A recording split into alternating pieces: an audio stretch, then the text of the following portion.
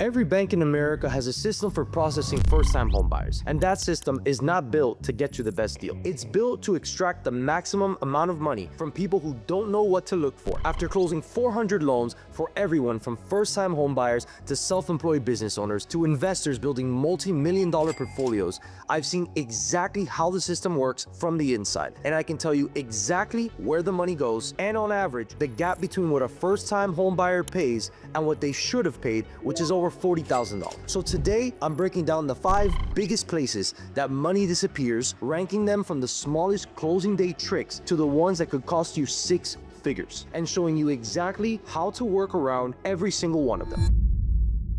Now, the first place your money disappears is the one you'll actually see if you know where to look, and that's the fees your bank adds to your closing cost. When you close on a home, you sign a document called the closing disclosure, and on top of that disclosure, there's a long list of charges. Some of those charges are legitimate, they're third-party costs for services that were actually performed, but buried in those are fees the bank created themselves. Things like compliance fees, admin fees, document prep, and in some cases, a courier fee for sending you an email. And on a first-time buyer's file, those charges typically add up from $1,500 to $3,500 that an experienced buyer or a broker representing buyer would either negotiate down or never see in the first place. And the reason they exist is simple. First-time buyers don't have a previous closing to compare against, so they have no way to tell which fees are standard and which ones are pure profit. The workaround is straightforward. Before you sign anything, ask your lender to show you which fees on your loan estimate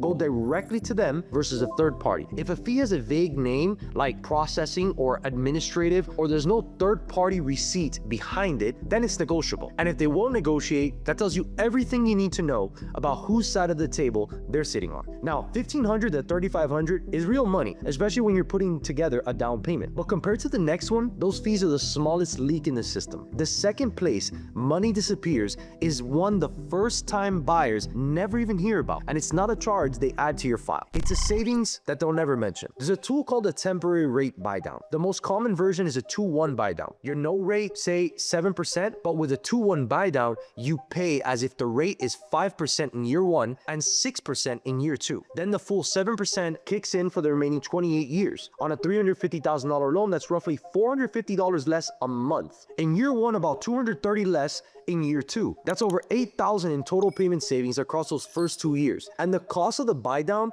the money that funds those reduced payments, can be entirely paid by the seller as a concession built into the purchase contract, which means it can cost you nothing out of pocket and your bank will never even bring it up, because negotiating a seller concession is more work for the loan officer without any extra commission, and the reduced rate lowers the bank's yield on the loan. There's zero incentive for anyone on that side of the desk to mention it, and the workaround is simple.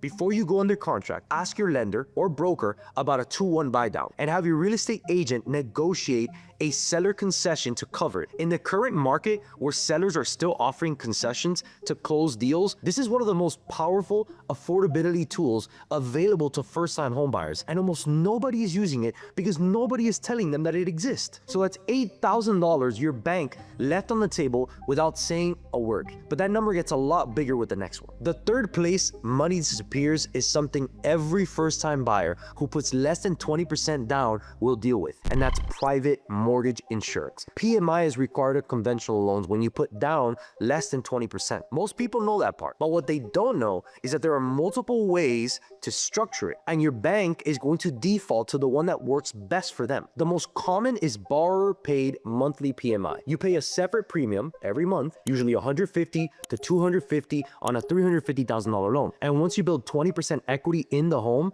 through your payments or appreciation, you can cancel it. But some banks steer buyers towards something called lender paid PMI. With lender paid, you don't see a separate PMI charge on your statement. Instead, the bank bills the cost into your higher interest rate, usually about 1/4 to 3/8% higher. Now, it does sound cleaner on paper. No extra line item and a lower visible monthly payment. But there's a catch. Lender paid PMI is baked into your rate permanently. You can never cancel it because it's not a separate charge anymore. It is your rate. With the borrower paid, once you hit 20% equity, the $200 a month, it goes away. With lender paid, you're stuck with a higher rate for 30 years unless you refinance, which means paying closing costs all over again. Over the life of the loan, that difference can run anywhere from $5,000 to $25,000, depending on how quickly you build equity. The way around it is to ask your lender to show you both options side by side with a total cost over 5, 10, and 30 years. If you're in a market with strong appreciation or you plan to make extra payments,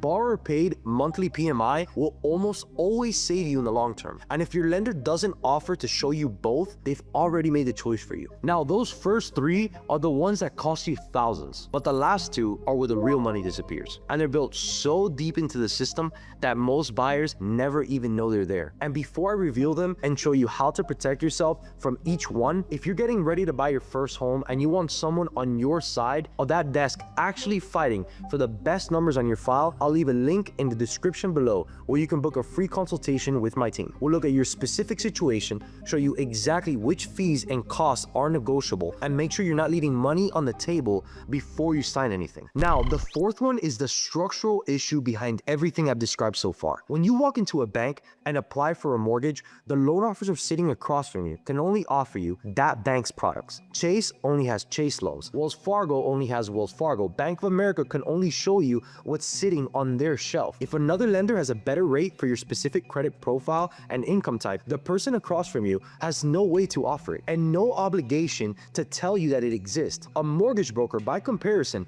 typically works with 20 to 80 or more wholesale lenders and can shop your file across the entire market to find the best combination of rate, terms, and product for your situation. And the rate difference between a retail bank's best offer and the wholesale market's best offer is commonly 1/4 to 0.5%. On a $350,000 loan, a 0.5% difference costs you roughly $100 a month. Over 30 years, that's an extra $36,000 in extra interest you didn't have to pay. But it gets worse, because on top of the rate steering, there's a compensation structure working against you that's almost completely invisible. When a bank originates your loan and sells it on the secondary market, they receive what's called a service release premium, and higher rate loans command higher premiums, which means the bank earns more profit by putting you in a higher rate, even if a lower rate was available for your file. Now, after Dodd-Frank, mortgage brokers are legally prohibited from earning more for steering you into a higher rate product. Their compensation is set in advance and disclosed on your loan estimate. That same rule doesn't apply the same way to bank loan officers. So when a broker quotes you a rate, you see exactly how they're being paid. When a bank quotes you a rate, you have no visibility into how much extra the bank profits from that specific rate versus a lower they could have given you. The way to protect yourself here is to get at least 3 quotes before you commit, and make sure at least one of them comes from a mortgage broker, not just another bank. Your loan estimate is designed for comparison shopping. Use it, because that rate gap combined with the hidden premium can cost you anywhere from $18,000 to $70,000 over the life of your loan. And there's still one more, the one that can cost more than everything else on this list combined. The 5th place money disappears is the one nobody talks about, because it doesn't look like a scam. It looks like good news. It's the amount the bank tells you you're approved for. When you apply for a mortgage, the bank runs your income against your debts and calculates your debt to income ratio. And most lenders will approve you all the way up to a 45 to 50% DTI, which means almost up to half of your gross monthly income can go towards debt payments. So someone earning, let's say $80,000 a year, that's about $6,700 a month, could be approved for a total monthly debt load of over $3,000. After a car payment and student loans eating you up about $500, that buyer gets approved for $2,500 a monthly mortgage, which at current rates means a loan of roughly $375,000. And when the bank tells you you're approved for $375,000, it feels like a green light, but a comfortable housing payment is generally 25 to 30% of your gross income, not 45 to 50. For that same buyer, comfortable looks closer to $1,700 to $2,000 a month, which means a loan of $250,000 to $300,000, that's $75,000 to $125,000 gap between what you're approved for and what you can actually live with. And the bank has no obligation to point it out, because a bigger loan means more interest income, higher origination fees, a bigger premium when they sell the loan to the secondary market. So on a $375,000 loan versus $275,000 at a 7%, the bank collects roughly $350,000 more in interest over 30 years. And that buyer ends up house poor, mortgage qualified, but cash strapped, with no buffer for tax increase, insurance spikes, maintenance, or anything else life throws at them. The one way around this is to figure out what monthly payment you can actually live with before you start shopping, based on your take-home pay and your real expenses, not what a bank's approval letter says. If the number you're comfortable with, $1,800 a month, that's your ceiling. The bank's approval letter is their number, not yours. Now, every one of these 5 practices is completely legal, and that's the part that should bother you the most, because regulations that exist are designed for comparison shopping, but they only work if you get multiple quotes, read the disclosures, and understand what you're looking at. And for someone walking into this process for the first time, that's a lot to ask. That's exactly why having someone on your side of the desk matters so much. Not someone who works for a bank selling you their products, but someone who shops the entire market, discloses how they're paid, and has no financial incentive to put you into a worse deal. And because every one of these 5 traps hits differently, depending on your credit, your income, your down payment, and the market you're buying in, catching them before they cost you means having someone go through your file who knows exactly where to look. So if you want us to pull up your numbers, show you where the money leaks are before they're happening, and make sure you're walking into that closing with the best possible terms your file can get, so you're not the buyer who leaves $40,000 on the table without ever knowing it, I'll leave a link in the description where you can book a free consultation. Go below, apply for your free consultation, and I'll see you there.